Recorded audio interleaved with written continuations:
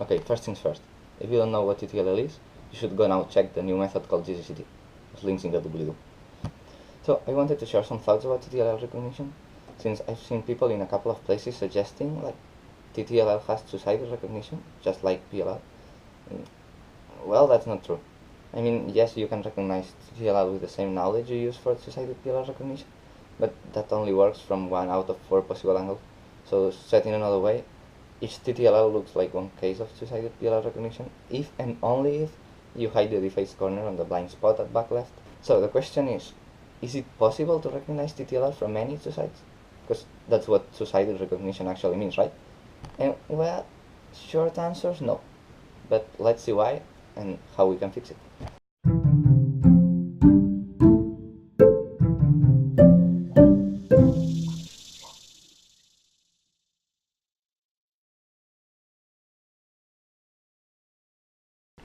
So two-sided PLL recognition works because the unsolved pieces that remain hidden have no ambiguity.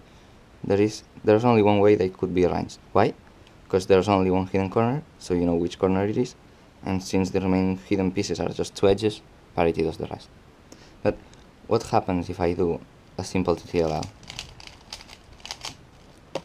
Now, since we are playing with one more piece, which is the defaced corner, we can overcome the parity and change just the hidden pieces without affecting the rest of the face. So we'll have the same two-sided recognition case here for two different cube positions. Luckily for us though, one of them is just a PLL, so we can tell the difference looking at the U-face sticker of the hidden corner.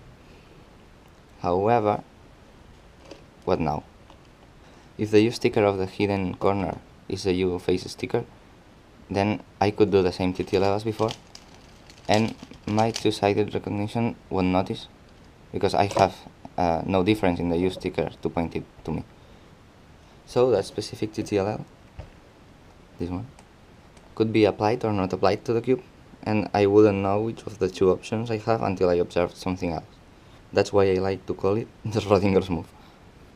Well, jokes aside, we have one piece of information that we are not using, which is the corner in the D-hole. Looking at the stickers, we can know which corner is missing on the top face, and therefore from that we could derive which U-face corner is the one in the hidden spot. Because we know these two, and we know what's missing here, so we basically know what's here. And that fixes the edges by parity. Of course, we won't be doing any of these calculations, but this means we'll have enough information to know everything if we add to our two-side recognition the whole corner. So let's see an example with just two-look TTLL. Here, since the defaced corner on top could be any of the four, because we want to be able to keyhole into TTLL if we need to, we cannot rely on the colors it has, so we'll just look at the other two. And since everything is oriented, seeing just one sticker of each corner is enough to know which corner it is. So if we want to know the full corner state, we need to look at just 4 stickers out of 5 corners, which actually means 3, because we'll know beforehand where's the defaced corner, since we are purposely ignoring it. So we'll look at one sticker for each visible U-face corner in the U-face, which could be these two, or maybe these two, or these two. And we also will look at one sticker from the corner in the D-hole, which you can see is the same even if we ADF'd, because we popped the same corner in both cases. So getting back to this case, we have the defaced corner in the middle and the other two stickers have the same color. So that tells me there's a bar somewhere. It could be here or it could be here. So that's when we look at our extra corner. And now in this case I just need to find where's the opposite color. So here's red and orange is on the right, so my bar will be on the right. And there it is. And just to show you the full example, let me apply the Schrodinger's move here.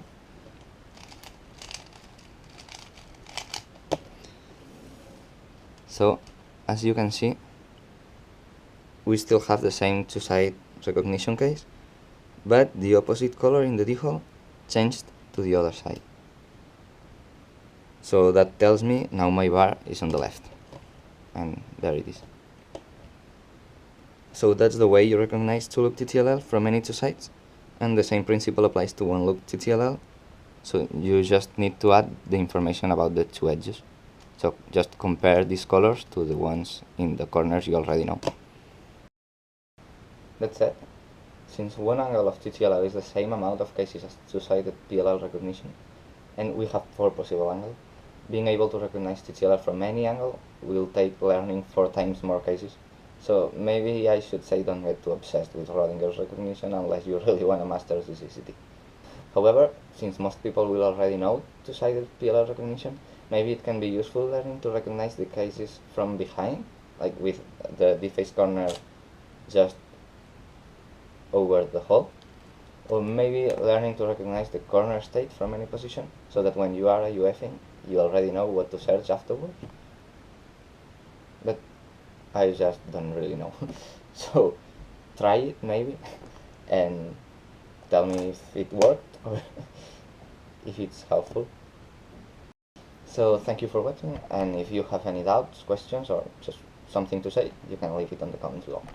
So that's all, and please keep the cats alive.